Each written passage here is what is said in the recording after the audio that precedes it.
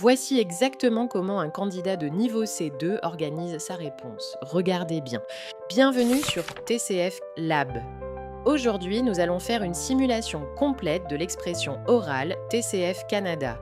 Écoutez bien les consignes et entraînez-vous comme lors de l'examen officiel. Je vais vous donner un sujet. Vous devrez me poser des questions pour obtenir des informations. Vous avez 2 minutes maximum pour préparer vos questions.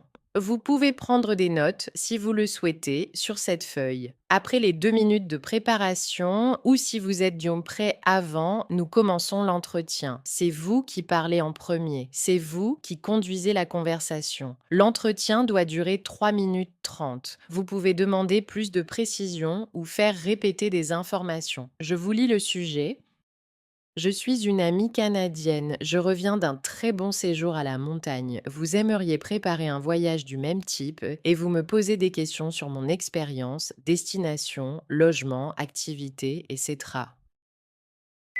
Le temps de préparation est terminé. Nous commençons.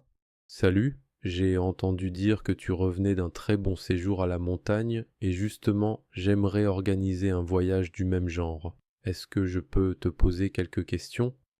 Bien sûr, avec plaisir. D'accord, pour commencer, dans quelle région exactement es-tu allé à la montagne?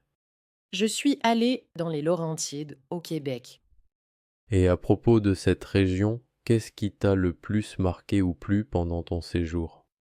Surtout les paysages et le calme, c'était très reposant. Et concernant le logement, quel type d'hébergement as-tu choisi? Plutôt un hôtel, un chalet ou autre chose? Nous avons loué un petit chalet en bois. D'accord. Et ce chalet, il se trouvait plutôt isolé ou proche des commerces et des activités. Il était assez isolé, mais à seulement 15 minutes du village. Et pour la durée du séjour, combien de jours êtes-vous resté sur place? Nous sommes restés une semaine.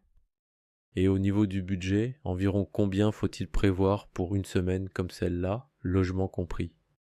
Environ 1200 $ pour le chalet, sans compter la nourriture. Justement, pour les repas, comment faisiez-vous? Vous mangiez au restaurant ou vous cuisiniez sur place? On cuisinait surtout au chalet, mais on est allé au restaurant 2 fois. Et à propos des activités, quelles sont celles que tu recommanderais le plus pour un premier séjour à la montagne? La randonnée, le kayak sur le lac et les promenades en forêt. Et ces activités étaient-elles accessibles à tous ou plutôt réservées aux personnes sportives? Elles étaient assez faciles, même pour les débutants. D'accord. Et selon toi, quelle est la meilleure période de l'année pour profiter pleinement de ce genre de séjour? L'été et le début de l'automne sont idéales. Et côté transport, comment êtes-vous arrivé là-bas? En voiture, en bus ou autrement? Nous y sommes allés en voiture, c'est plus pratique. Et pour quelqu'un qui n'a pas de voiture, est-ce que les transports en commun sont une option réaliste? C'est possible, mais beaucoup moins pratique. Et au niveau de l'organisation, as-tu tout réservé longtemps à l'avance ou plutôt à la dernière minute? Nous avons réservé environ un mois avant. D'accord. Et est-ce que tu conseillerais ce type de séjour plutôt en couple, entre amis ou en famille? Honnêtement, c'est adapté aux trois. Et personnellement, qu'est-ce que ce séjour t'a apporté sur le plan du bien-être ou du repos? Beaucoup de détente et une vraie coupure avec le quotidien. Et enfin, si tu devais donner un seul conseil à quelqu'un qui prépare ce genre de voyage, lequel serait-ce? De bien choisir le logement et de ne pas trop charger le programme.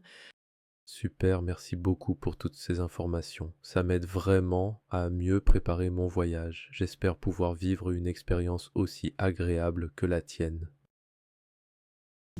Abonne-toi pour plus de simulations et de conseils réels.